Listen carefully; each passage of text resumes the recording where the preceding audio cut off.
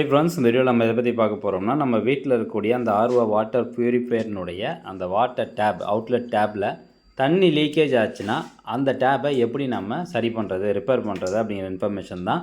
Just புது tape வாங்கி அப்படியே பழைய டேப்பை கட்டிட்டு புது டேப் போடுற இந்த இன்ஃபர்மேஷன் வீடியோ கிடையாது. இன்கேஸ் இது வந்து கம்மி விலை தான், உங்களுக்கு வந்து டேப் ரிப்பேர் பண்ணலாம் விருப்பம் இல்லை அப்படின்னா டேரெக்டாக நீங்கள் கடையில் கொண்டு போய் பழைய டேப்பை கொடுத்து புது டேப் வாங்கி கொண்டாந்து மாட்டிக்கோங்க.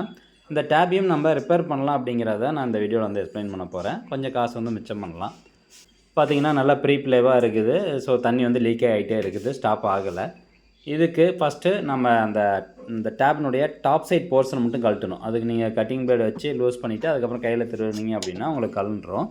அப்படி இல்லைனா ஒரு சில டேப் வந்து அப்படியே கையிலே ஓப்பன் பண்ணிங்கன்னா ஆட்டோமேட்டிக்காக ஓப்பன் ஆகிரும். ஸோ எல்லா மாடல் ஆர்ஓ வாட்டர் ப்யூரிஃபையர்லேயும் மேக்ஸிமம் பார்த்திங்கன்னா இந்த மாதிரி டைப் தான் வந்து போட்டிருப்பாங்க. ஸோ அந்த டாப் போர்ஷன் மட்டும் கழட்டி எடுத்துக்கோங்க. ஸோ ஃப்ரெண்ட்ஸ், அந்த வால்வோட டாப் போர்ஷன் கழட்டிட்டு வந்தாச்சு. ஸோ இங்கே பாருங்கள், இந்த மாதிரி ஃப்ரீ ப்ளே இருக்குது அப்படின்னா இதுக்குள்ளார ஒரு ஸ்ப்ரிங் இருக்கும். இதுதான் வந்து பெல்லோ. ஸோ இந்த பெல்லோக்குள்ளார பார்த்திங்கன்னா ஒரு ஸ்ப்ரிங் இருக்கும். அந்த ஸ்ப்ரிங் மேபி கட்டாக இருந்தது அப்படின்னா அந்த மாதிரி உங்களுக்கு ஃப்ரீ ப்ளே வந்து இருக்கும். ஃப்ரீ ப்ளே இருக்கும்போது ஆட்டோமேட்டிக்காக உங்களுக்கு இது கரெக்டாக அந்த இது போய் கரெக்டாக க்ளோஸ் ஆகாது அந்த வால்வுக்குள்ளார. அப்போ நம்மளுக்கு தண்ணி லீக்கேஜ் ஆக தான் செய்யும். ஸோ இதை ரெடி பண்ண முடியுமா அப்படின்னு பார்க்கலாம். இதை நீங்கள் ஜஸ்ட்டு கழட்டணும் அப்படின்னா இங்கே பாருங்கள், இந்த இடத்துல ஒரு நாப் மாதிரி இருக்கும். இதை அழுத்தி பிடிச்சிக்கணும். இப்படி அழுத்தி பிடிச்சிட்டு இது கீழே அழுத்திட்டு இப்படி வெளியே இழுத்திங்கன்னா இது உங்களுக்கு வந்துடும். அவ்வளோதான். ஸோ ஜஸ்ட்டு இதை நம்ம கழட்டிடலாம். கழட்டினதுக்கப்புறமா கீழே அப்படியே இல்லைங்க அழுத்திங்கன்னா அப்படி வந்துடும். ஃபுல்லாக கழட்டியாச்சு. இதுதான் வந்து அந்த பெல்லோ நான் சொன்னது. ஸோ இதுக்குள்ளே தான் பாருங்கள் ஸ்ப்ரிங் இருக்குது. ஏதாவது ஸ்ப்ரிங் ஏதாவது கட்டாக இருக்கா அப்படின்னு பார்க்கலாம். ஸோ ஃபஸ்ட்டு பெல்லோவை நம்ம கழட்டிக்கலாம். பெல்லோ வந்து இப்போதைக்கு தேவையில்லை. ஸோ பார்த்து கழட்டுங்க. இதை வந்து கட்டாயிடுச்சு அப்படின்னா மறுபடியும் தண்ணி லீக் ஆகும். ஸோ இதெல்லாம் போடும்போது வந்து வாஷ் பண்ணிக்கோங்க. பெல்லோ வந்து இன்சைடு, இது இன்னர் சைடு. இப்போது இந்த இடத்துல ஸோ ஸ்ப்ரிங் வந்து கட்டாக இருக்குது, தெரியுதுங்களா? நான் உங்களுக்கு கட்டான ஸ்ப்ரிங் எடுத்து காமிக்கிறேன். ஸ்ப்ரிங்கு கட் ஆகிடுச்சு. இப்போ இது எதாவது பண்ண முடியுமா அப்படின்னு கேட்டால் பண்ணலாம். இல்லை நீங்கள் பொது வால்வு மாற்றுறதுனால மாற்றிக்கோங்க. பட்டு நான் இந்த ஸ்ப்ரிங்கை வந்து ஓனாக வந்து ரெடி பண்ண போகிறேன். எப்படி அப்படின்னு கேட்டிங்கன்னா, நம்ம வீட்டில் இருக்கக்கூடிய நிறையா பொருள் வந்து இருக்கும். இப்போ என்கிட்ட வந்து பார்த்திங்கன்னா ஒரு விதமான ஸ்ப்ரிங் ஒன்று இருக்குது. பட்டு இது கம்பேர் டு இந்த சைஸை கம்பேர் பண்ணும்போது ஸ்ப்ரிங் வந்து சின்ன சைஸாக இருக்குது. பட் இருந்தாலும் இதையும் வந்து அட்ஜஸ்ட் பண்ணி நம்ம போடலாம்.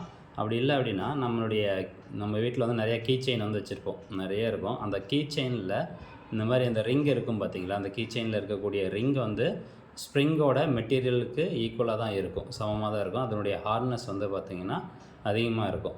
ஸோ இந்த மாதிரி ஹார்ட்னஸ் அதிகமாக இருக்கிறத நம்ம கட்டிங் பிளேயர் யூஸ் பண்ணி அதை வந்து ஒரு ஸ்ப்ரிங்கு மாதிரி ரொட்டேட் பண்ணிக்கலாம். அதில் ஸ்ப்ரிங்கு மாதிரி ரொட்டேட் பண்ணி லாக் பண்ணிட்டோம் அப்படின்னா அது நம்மளுக்கு நல்லாவே ஒர்க் ஆகும். ஸோ நான் வந்து இந்த கீ செயினில் இருக்கக்கூடிய அந்த சிஸ்டத்தை வந்து யூஸ் பண்ணுறேன். ஓகே ஃப்ரெண்ட்ஸ், இங்கே பாருங்கள், அந்த கீ செயினில் இருக்கக்கூடிய அந்த ரிங்கை தான் நான் அப்படி வளைச்சி ஸ்ப்ரிங் மாதிரி வந்து பண்ணியிருக்கேன். உடஞ்ச ஸ்ப்ரிங்கை தூக்கி வெளியே போட்டாச்சு.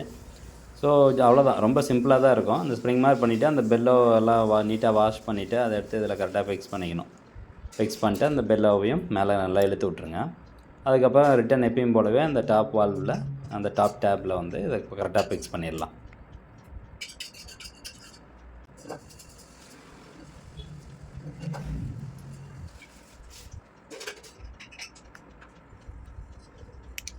ஓகே, அவ்வளோதான், நம்ம ஃபிக்ஸ் பண்ணியாச்சு. இப்போ ப்ரீப்ளே எதுவும் இல்லை. இப்போ அந்த டாப் போர்ஷனை அந்த டேப்னுடைய டாப் சைடில் கை டைட்லேயே ஃபிக்ஸ் பண்ணிடுங்க. கட்டிங் பிளேயர்லாம் வச்சு டைட் பண்ண தேவையில்லை, அவ்வளோ ஓவர் டைட்னஸ்லாம் தேவையில்லை. கை டைட்லேயே வந்து ஃபுல்லாக டைட் வச்சுருங்க. டைட் வச்சுட்டு நம்ம இப்போ லீக் ஆகுதா இல்லையா அப்படிங்கிறத செக் பண்ணி பார்த்துடலாம்.